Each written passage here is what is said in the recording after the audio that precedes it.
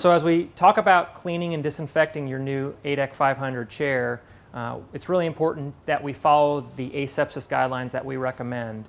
So we actually recommend a warm soapy water solution. I tell all of my offices to get a spray bottle and put that soapy water solution into that spray bottle.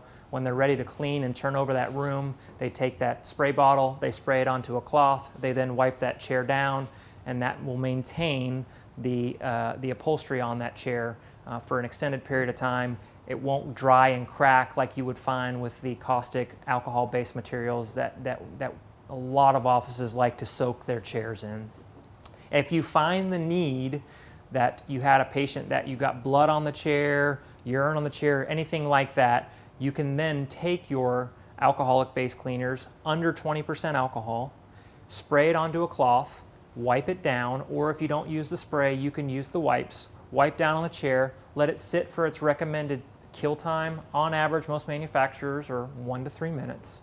And then from there, come back around and go ahead and take that warm soapy water solution, go ahead and spray it onto the cloth again, and then wipe down. And what we're actually wiping down is we're wiping down that film that is left over from those alcoholic cleaners.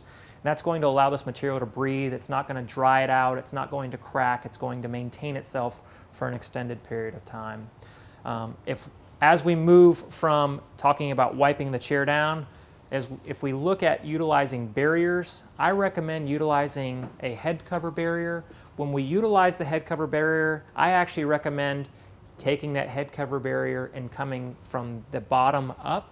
And the reason I recommend coming from the bottom up is based on the fact that if we come from the top down and we cover the whole mechanism here, it makes it hard to utilize that pinch lever, which can make it more difficult to articulate that patient's head, which will then have you less likely to utilize the headrest to its full functionality.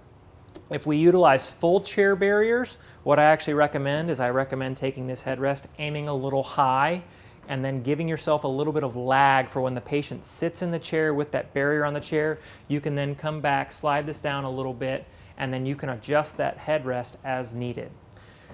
As far as armrests are concerned, we can wipe these down with our alcoholic-based cleaners. We would then come back with our soapy water solution. Once again, spray those down and clean those off. If we collect any dust or any dirt underneath the toe board cover here, we can actually get up underneath this and wipe this down as well. And that is our asepsis and cleaning and disinfecting for your new 500 chair.